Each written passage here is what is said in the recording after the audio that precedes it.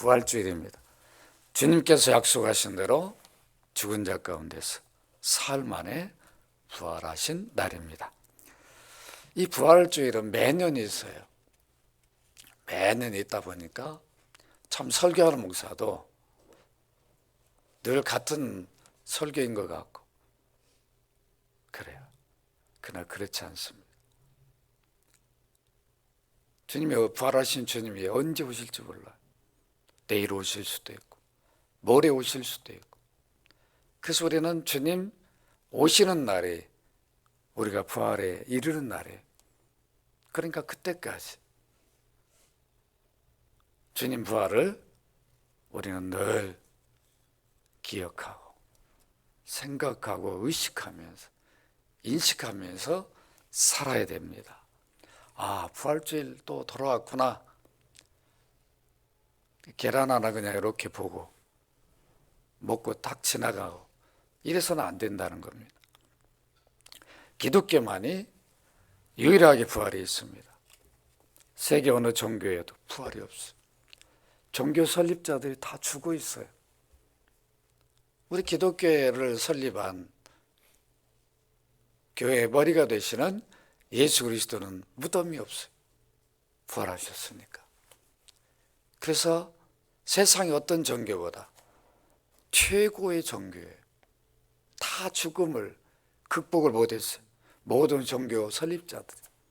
여러분 잘 아는 대로 석가모니도 공자도 다 무덤에 있어요. 어느 누구도 죽음을 이기지 못했어요.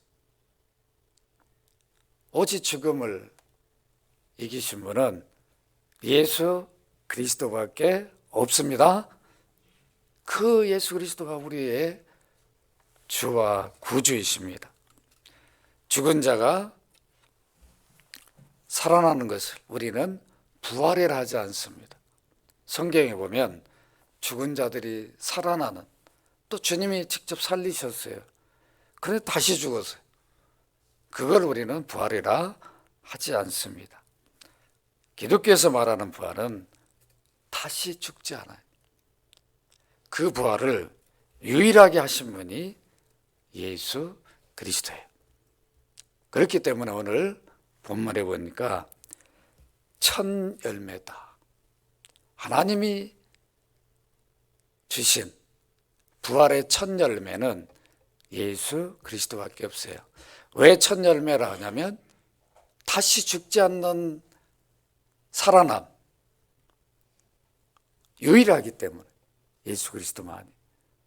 그래서 하나님이 부활의 첫 열매가 되게 해 주셨습니다. 이제 남은 열매들은 주님 재림할 때 부활이 이르니까 우리는 그때 열매가 되는 것입니다. 오늘 부활주일을 맞이해서 부활의 소망을 잊지 않기 위해 부활의 첫 열매가 되신 주님의 부활의 진정한 의미를 살펴보고자 합니다. 이렇게 주님이 부활하심으로 부활의 첫 열매가 되어서 기독교만이 부활의 종교가, 유일한 종교가 되게 했습니다. 먼저 성경을 통하여 그리스도의 부활의 역사적 사실을 확인해 보도록 하겠습니다. 이 주님의 부활에 대한 기록은 마태, 마가, 누가, 요한복음, 사급 복음서가 다 기록해서 증거해 주고 있습니다. 마태는 마태복음 28장 1절로 10절에서, 마가는 마가복음 16장 1절에 8절에서, 누가는 누가복음 24장 1절에서 12절, 사도 요한은 요한복음 20장 1절에서 10절. 여러분들이 집에 가셔가지고 이 사복음서를 한번 비교해 보세요. 당시 다 부활을 목격한 사람들이, 부활하신 주님을 다 만난 사람들이 성경 기록을 했습니다. 그리고 여러분들 이렇게 비교해 보면 어떤 차이가 있는가, 무엇을 더 강조하는가, 이것을 확인할 수가 있습니다. 마태복음 28장 1절로 10절에 보면 안식일이 다 지나고 안식 후 첫날이 되려는 새벽에 막달라 마리아와 다른 마리아가 무덤을 보려고 갔더니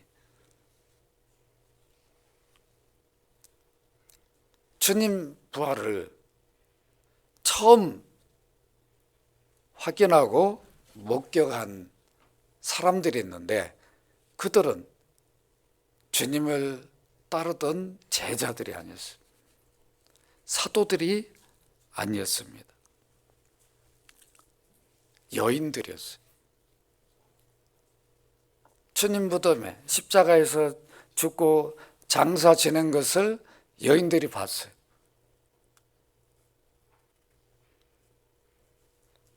주님이 어떻게 되셨는가 너무도 궁금하니까 안식일 이제 주님이 부활하신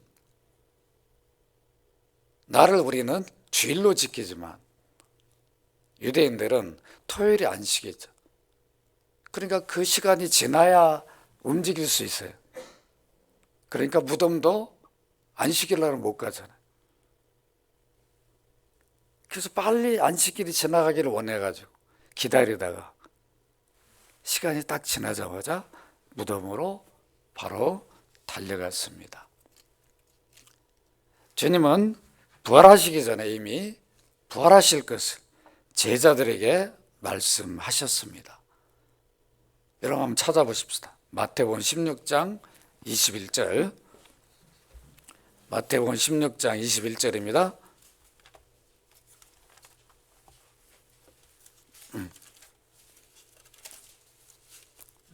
27쪽입니다. 27쪽 찾으셨으면 우리 함께 한번 읽어볼까요?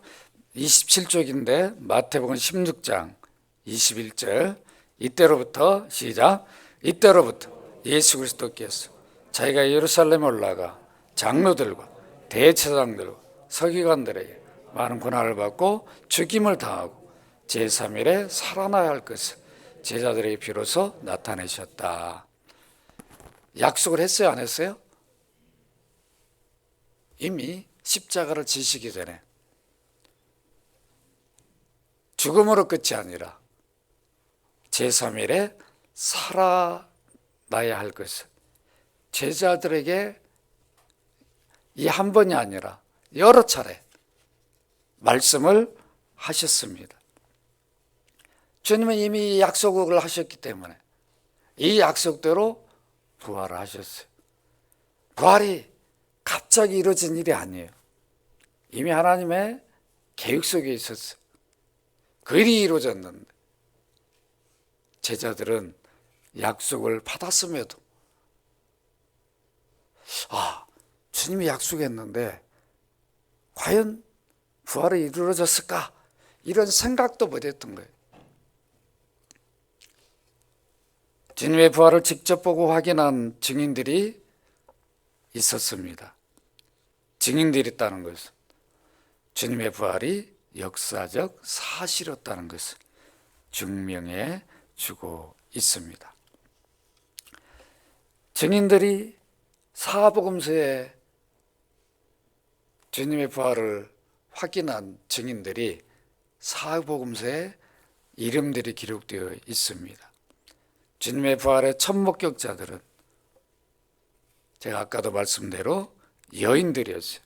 마태복음 28장 1절에 보면 막달라 마리아, 누가복음 18장 2절, 요한복음 20장 1절에도 막달라 마리아는 공통적으로 기록하고 있어요. 그리고 마가복음에 보면 마태복음에 없는 야고보의 어머니 마리아도 있었다. 또 기록해 줍니다. 그리고 마가복음 16장 1절에 보면 살로메도 있었다. 누가복음 24장 10절에 보면 요한나라고 하는 여인도 있었어요. 다 여인들이에요. 참 이렇게 보면 여인들의 믿음이 얼마나 대단했는가를 보여줍니다. 오늘날도 이렇게 보면 여성도들의 믿음이 더 견고해요.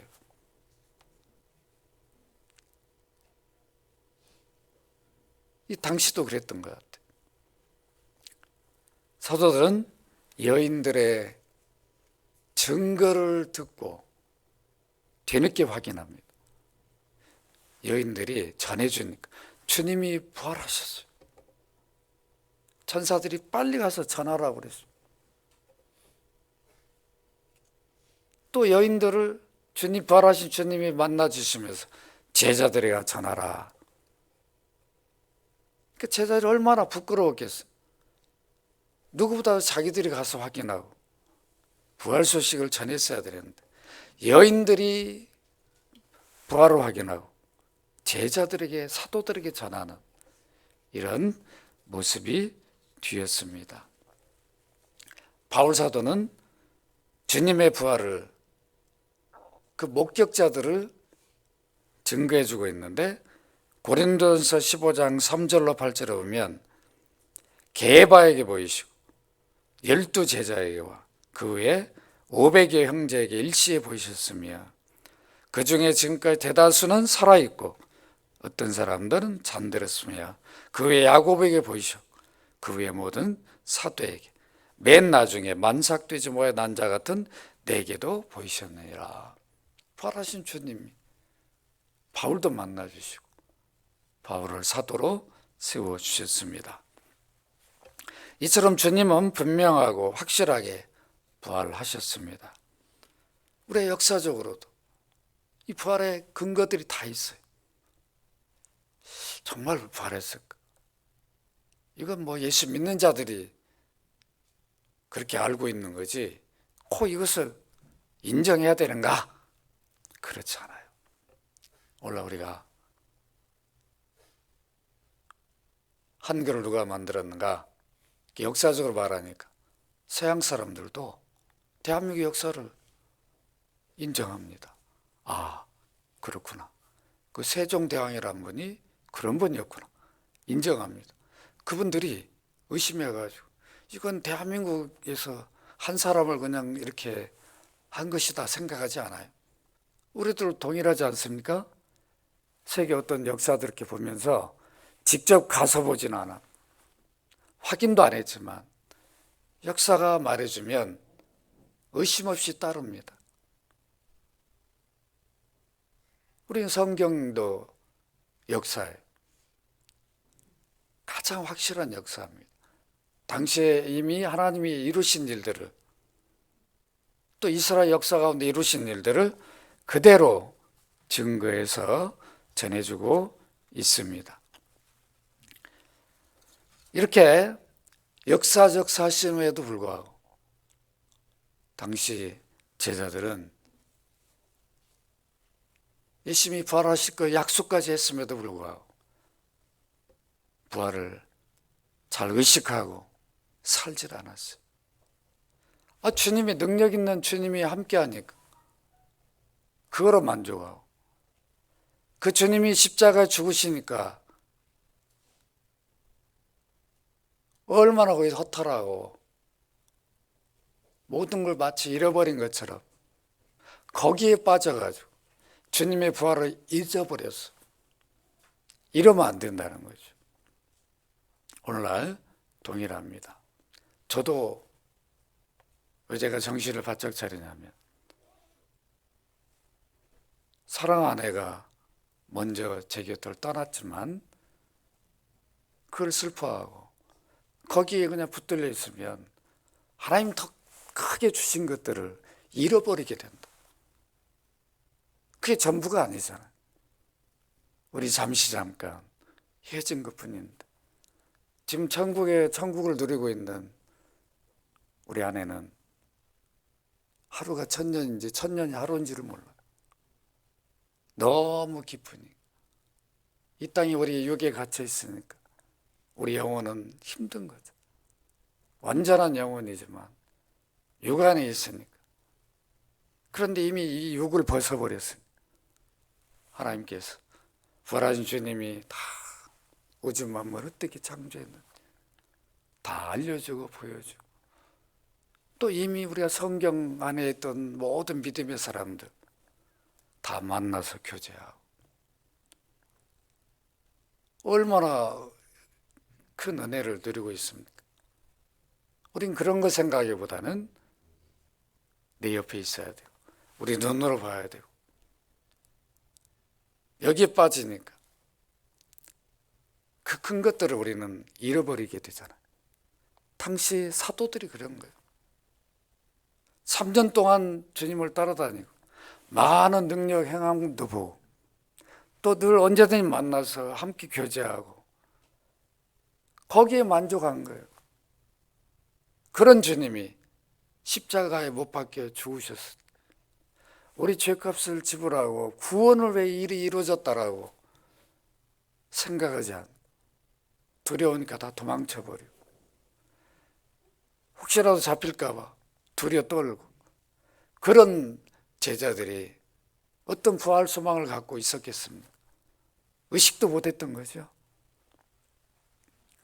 오늘날 우리들도 부활의 역사적 사실은, 분명히 주님이 부활하셨는데 뭐 그랬다고 그래, 뭐 성경에 뭐 있는 것 같아, 이래서는 안 된다. 주님이 왜 부활하셨는가? 주님을 위한 부활이 아니라 예수 그리스도를 주로 구원주로 믿는 우리를 위해서 부활하셨습니다. 믿으시기 바랍니다. 주님이 부활하지 않고 십자가에 죽으신 데 그대로 있다면 누가 소망을 갖겠나요? 아, 죽으면 다 끝이지. 우리 구원주도 죽어 있는데 누가 다시 산다는 거, 영원히 산다는 거, 영생을 누가 믿겠냐고. 이걸 못 믿으니까 주님은 부활하셔서 바로 승천하실 수 있음에도 불구하고 승천을 못 하시는 것입니다. 믿음이 없으니까, 부활을 못 믿으니까 제자들에게 확인시켜줘야 되잖아요. 한두 명만 봐서는 안 되잖아요. 그래서 지상에 40일을 계셨어요. 많은 사람들을 만나서 내가 부활했다는 것, 주님이 부활했다는 걸 확인시켜줬어요. 믿게 해주셨어요. 그래서 이제 주님의 부활이 확실히 이루어졌다는 것을 그대로 확신하고 이제 부활을 증거하는 증거자들이 되도록 하시고 승천하셔서 하나님 보좌로 가셨습니다. 오늘 우리들은 어떻습니까? 주님이 부활하셨는데 성경에 뭐 있으니까 부활하셨나 보다, 이게 아니라 분명히 부활하셨다. 이건 역사적 사실이고, 이 부활이 없다면 우리 기독교도 참 종교가 될 수가 없어요. 구원의 종교가 될 수가 없어요. 십자가의 죽음으로만 끝이라면 우리에게 진짜 소망이 안 되죠. 그러나 죽음이 끝이 아니라 그 죽음을 풀어버리는, 이것이 부활이에요. 주님이 죄값을 하나님 앞에 갚아버렸으니까 하나님 더 이상 사망이 우리를 왕노릇하고 지배하고 붙들지 못하게 풀어버렸어요. 이것이 부활입니다. 그러니까 이제 기독교는 죽어도 사는 겁니다. 따라서 합시다. 기독교는 죽어도 사는 종교다. 우리는 죽음으로 끝이 아니라 우리는 죽어야 돼요. 왜 그러냐면 주님의 죽음은 우리 죄값을 지불하기 위한 죽음이었어요. 그러니까 값을 지불하기 위해 죽었으니까 죽음만 확인되면 되는 거예요. 계속 죽어 있을 이유가 없어요. 그러나 우리는 우리 죄값을 내가 지불한 게 아니에요. 그래서 우리는 이미 죽음을 통해서 영생으로 들어갑니다. 누구도 예외 없이 죽음을 통해서. 그러니까 죽음이 끝이 아니에요. 죽음이 왜 이루어졌는가를 하나님 우리로 알도록 하기 위해서 죽음을 통해서 영생에 들어가게 했습니다.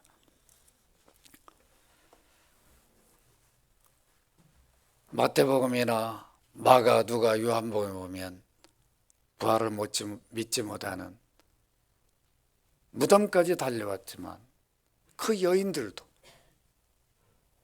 자기들이 장사를, 주님이 십자가 죽고 그런 모든 장사를 제대로 하지 못했다는 그런 죄송함 때문에 무덤에 달려갔지, 주님이 부활하실 것이라고 믿고 달려간 것이 아니었습니다. 이렇게 연약한 믿음에도 불구하고 주님은 그들을 만나 주셨어요. 그래서 여러분들 동일합니다. 오늘도 여러분들이 예배당에 나오고 기도하고 이렇게 주를 위해 사는데 어느 때는 연약할 때가 있어요. 우리가 보면 저 좀 믿음이 약하구나 그럴 수도 있어요. 그러나 주님은 그 믿음을 귀하게 여기십니다. 부활도 제대로 믿지 못하고 무덤에 달려왔지만 오히려 그들에게 큰 선물을 주셨어요. 부활하신 주님이 만나주시고 그들과 교제하시고 이런 큰 선물을 주셨어요. 세상은 이런 선물을 주지 않습니다. 내가 잘 못 믿고 의심하고 그런 사람 여러분 선물 줍니까? 아니다 그러죠. 그러나 우리 주님은 믿음도 약하고 연약할지라도 끝까지 주님 중심으로 살려고 하면 주님은 큰 선물로 주셔요.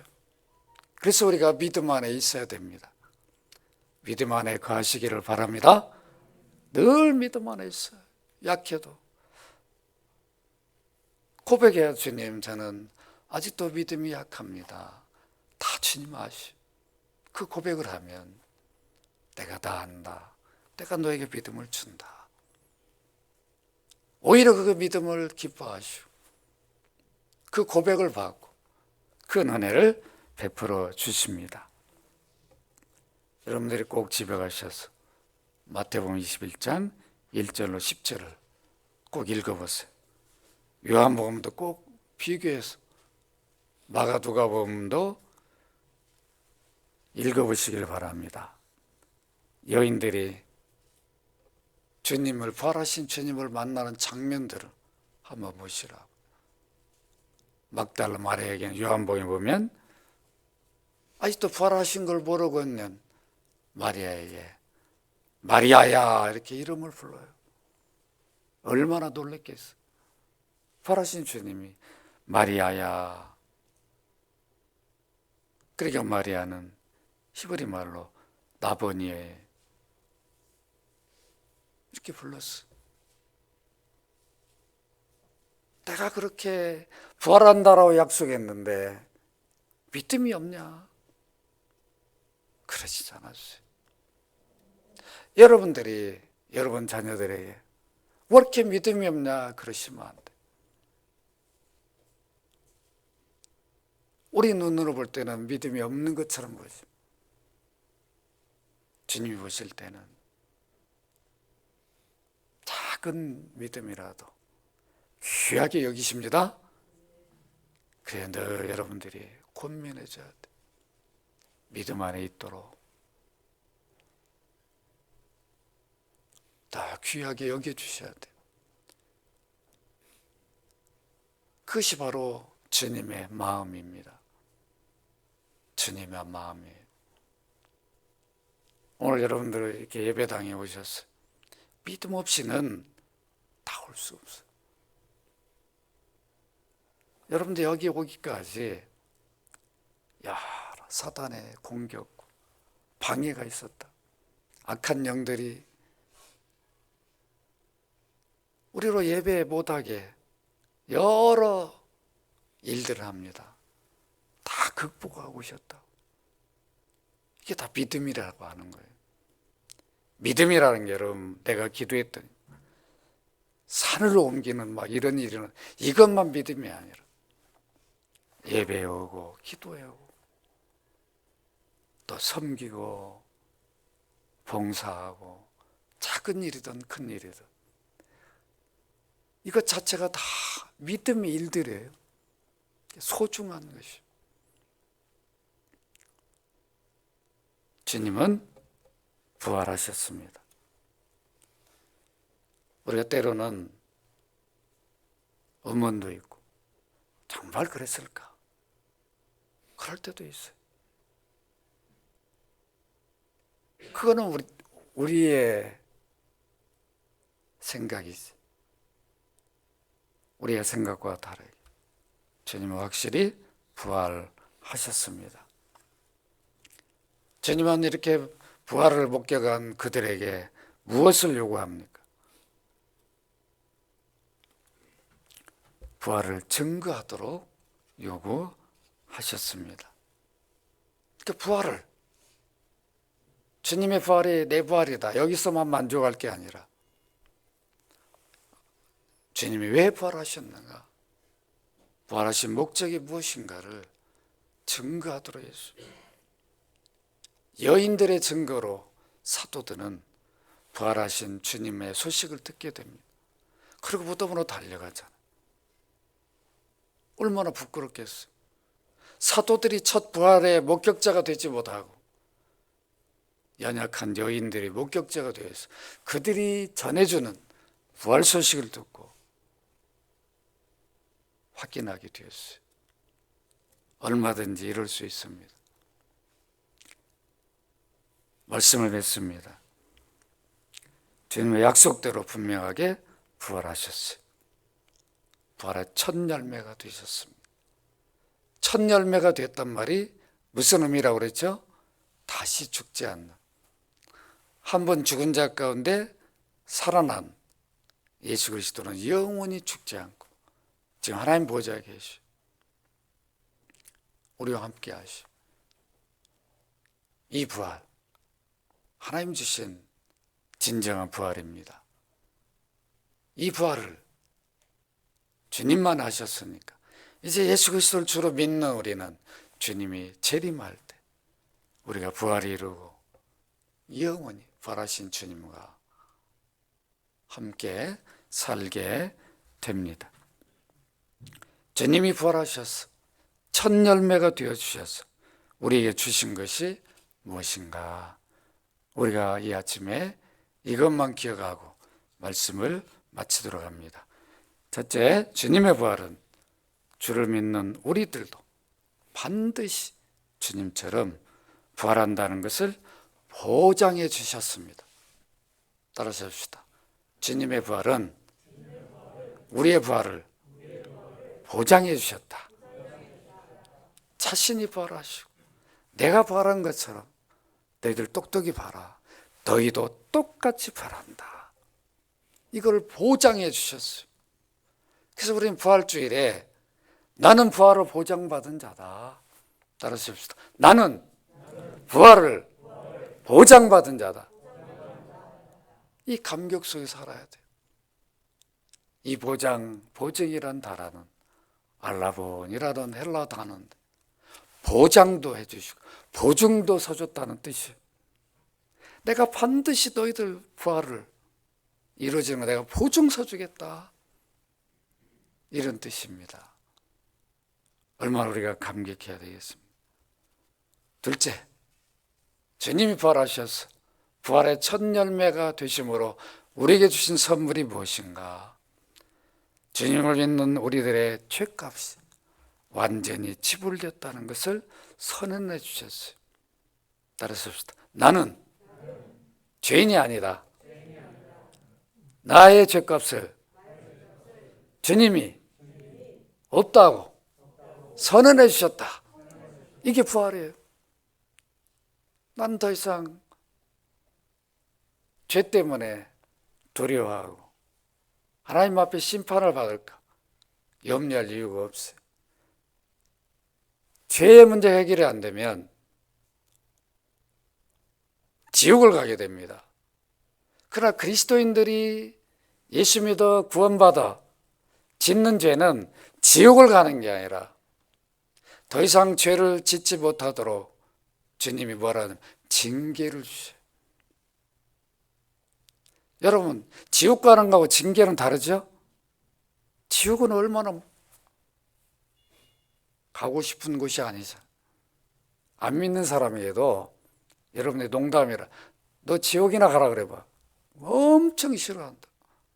지옥이 없다고 말하면서도 지옥 가라고 하면 싫어해요. 그런데요, 불신자에게도 천국 가세요. 좋아한다고. 다 아는 거예요.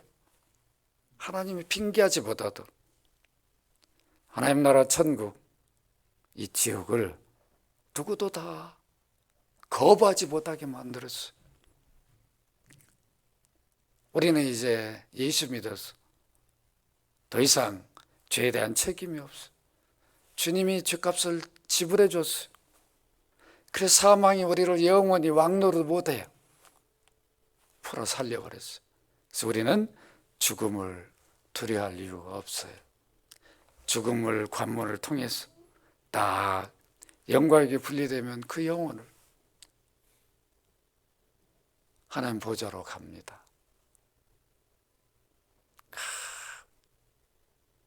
얼마나 감격하겠어요.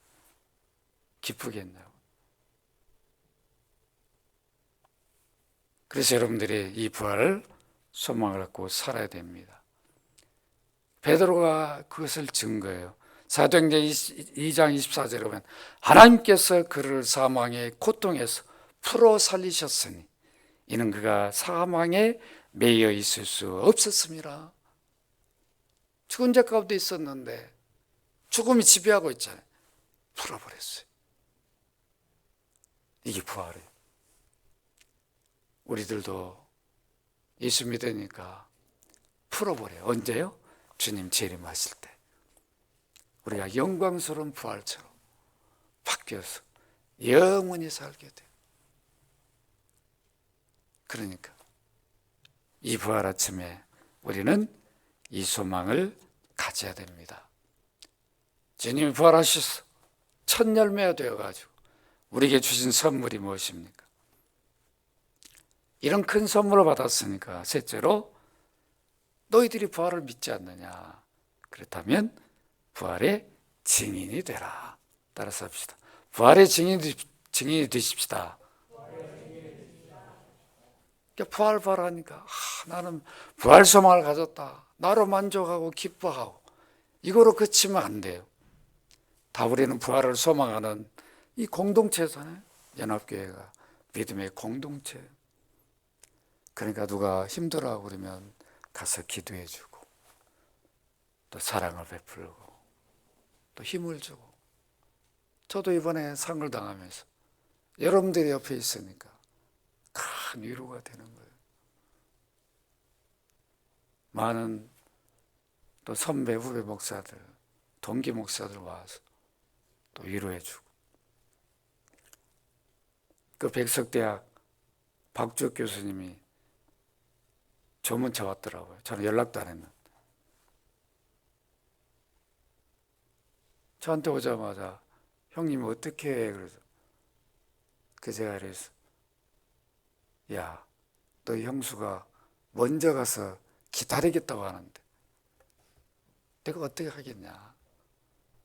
그랬더니요, 그 소리를 듣고 집에 가가지고 작사 작곡을 했대. 그래서 자기가 직접 불러가 저한테 전화가 왔어요. 형님, 내가 형님하고 형수 생각하면서 이 곡을 썼는데 20분 만에 썼어요. 한번 들어보세요. 나 먼저 가오. 참 어떻게 보면 그 곡이 슬픈 것 같지만 그 내용 하나하나를 보면 정말 귀하잖아요. 우리에게 소망을 주잖아요.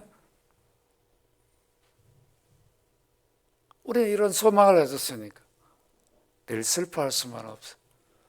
왜 슬픔이 없겠습니까? 빈자리가 작지는 않더라고요.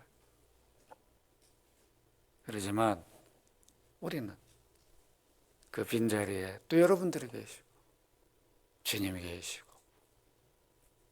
그래서 우리는 함께 소망을 갖고 믿음으로 이겨내시기를 바랍니다. 이제 부활의 보장을 받은 우리 그리스도인들은 어떤 힘들고 어려운 것도 잘 인내해야 됩니다. 이게 끝이 아니잖아요. 주님이 언제 오실지 몰라요. 10년, 20년에 오신다 했다면 아이고 왜 이렇게 긴가 그럴 수 있지만 아니에요. 내일 오실지 몰라요. 모레 오실지 몰라요. 그러니까 우리는 그걸 기대하며 사는 거예요. 주님 내일도 오실 수 있구나. 오늘을 부지런히 열심히 믿음으로 사는 거예요. 또 내일 주어지면 내일은 또 모레 오실 수 있구나. 그러면서 우리가 믿음 안에 살아가는 겁니다. 이게 소망이라는 거죠. 30년 후에 50년에 온다 그러면 이거 그 안에 내가 어떻게 그거를 그 긴 시간을 어떻게 이렇게 할 수 있을 텐데 주님 우리에게 그렇게 약속하지 않았어요. 속히 오시겠다 그랬어요. 여러분들은 저나 여러분들은 부활을 보장받았어요. 따라서 나는 세상에서 가장 복된 자다. 이 확신을 가지셔야 돼요. 가장 복된 자예요. 예수 믿는 자는 주 안에 있는 자고 아버지와 아들 성령이 우리와 함께 하시오. 이런 복된 자가 어디 있어? 우린 죄를 져도 안 져야 되지만 우리 연약해 죄를 져도 구원에 탈락되잖아요. 부활이 사라지잖아요. 하나님 자녀의 그 권세가 없어지잖아요. 여러분 자녀들이 여러분 앞에 여러 허물과 죄가 있다고 못 자르잖아요. 야, 너 아니야. 이럴 수 없어요. 하나님도 동의를 합니다. 때는 우리의 부족 때문에 부끄러운 일 해도 하나님은 우리를 버리시지 않냐. 그런 일을 계속 반복하지 않도록 징계는 주시고, 이 징계는 채찍이죠. 더 잘 살라고. 여러분 자녀들이 부족한 모습이 보이면 권면다고 채찍도 가는, 왜요? 버리기 위한 게 아니잖아요. 더 잘하도록. 그러니까 주님이 우리에게 주신 징계는 버림이나 채찍이 아니에요. 오히려 사랑이라고. 그러니까 우리가 감사할 수 있습니다. 오늘 부활주의를 맞이해서 여러분들이 부활 소망을 갖고 더 힘있게 능력 있게 사시기를 주의 이름으로 축원합니다.